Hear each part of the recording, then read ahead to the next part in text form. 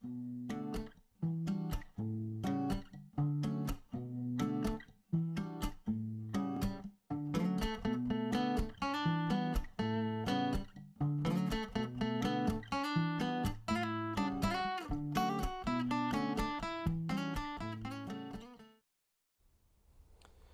and welcome to the late night early morning show here on Fullerton College Television. My name is Cody, and today we will be having an aspiring costume designer share with us her story and even give us a glimpse at a few of her recent projects. Let's welcome Olivia. So how are you doing today, Olivia? I'm doing good. So how did you first get into creating costumes and props? Well, I grew up watching Face Off and Jim Henson's Creature Shop, and mostly I just watched a lot of creation shows and got inspiration for that and started making stuff. Very nice. And do you enjoy other forms of art? Painting and sculpting. Sculpting I like more because you get more of a touch for it. Yeah, a little bit more hands-on with the process. And what's your favorite thing about making these creations of yours? Creating something from nothing, getting stuff around the house, getting fabric, anything, make something. Yeah, it scratches the improvisational itch, I get you. Mm-hmm. And what's the longest you spent on creating something? Well, this right here I've spent 3 days on, 3 days straight. I created this for a Halloween contest I never entered because I was too tired to go on stage, plus 30. Yeah, I've had that feeling before. Mm-hmm.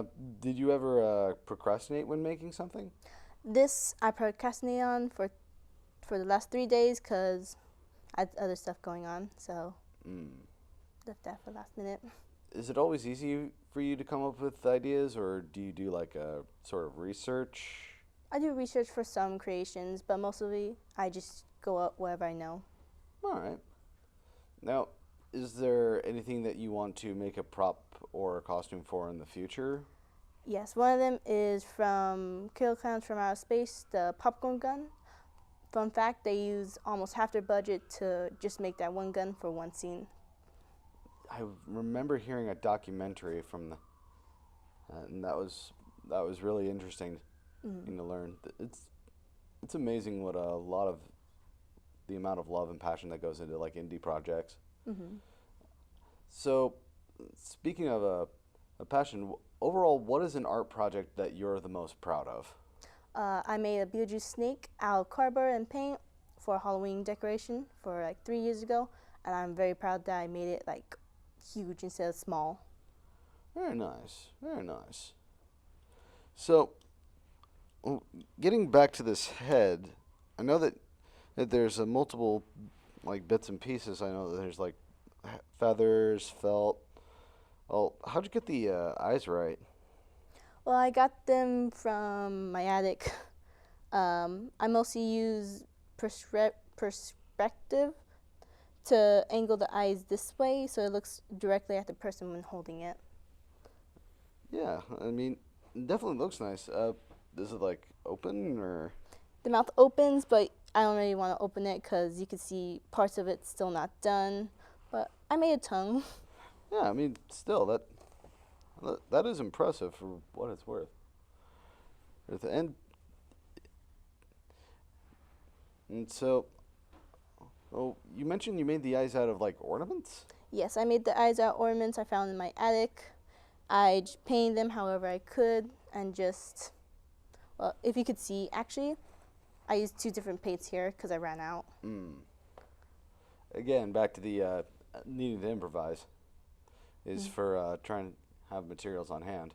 Mm-hmm. Well, we'll be right back after this commercial break, but stay tuned for a glimpse at one of Olivia's own creations, a dragon that needs to come from another.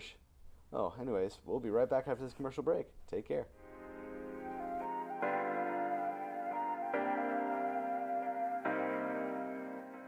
Jimmy Choo.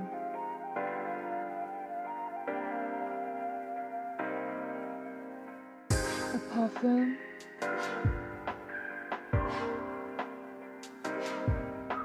For all ages.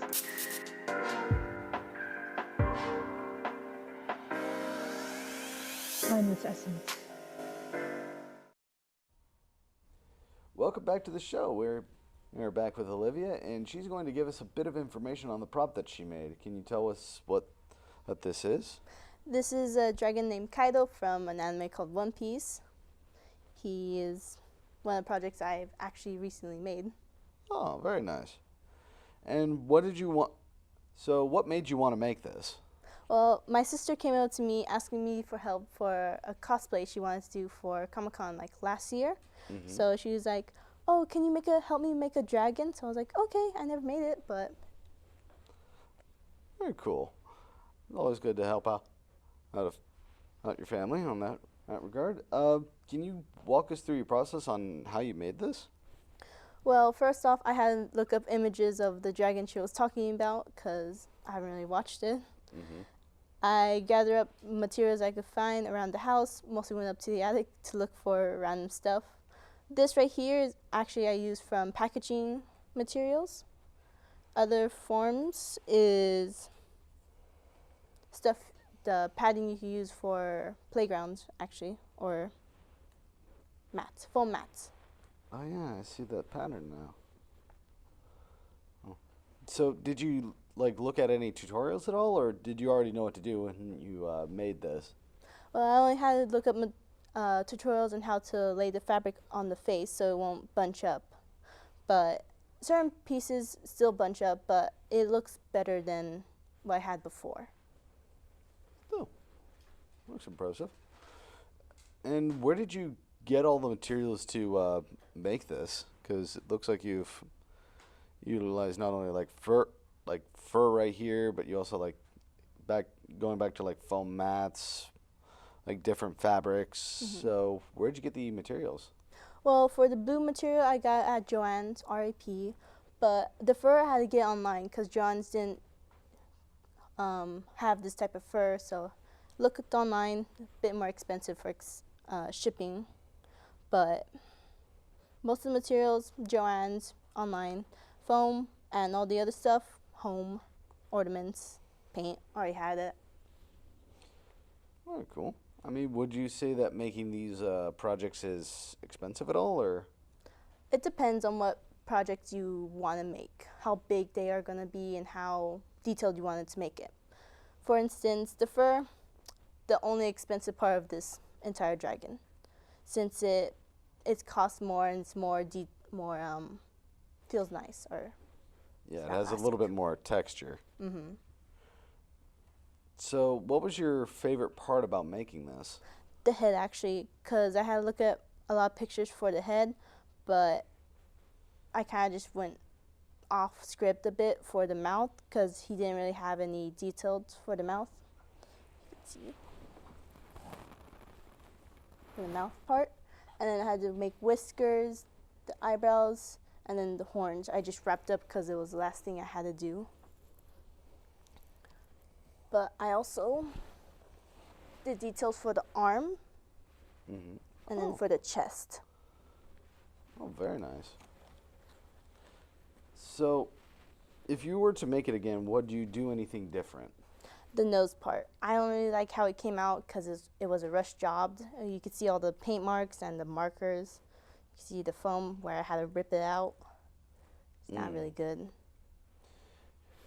So, what keeps you motivated when making these projects? Do you ever get discouraged?